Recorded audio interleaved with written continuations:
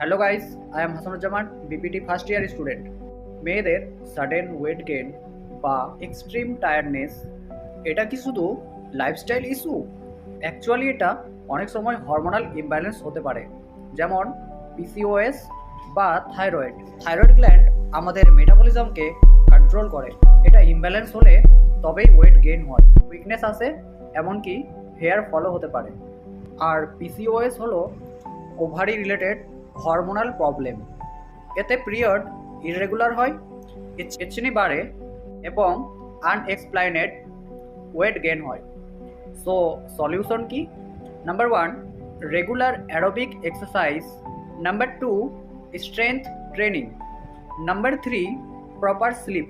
Number 4, stress control is very important. Healthy diet and active lifestyle equals to healthy hormones. Stay aware, stay strong. Share this video and follow more physiotherapy awareness.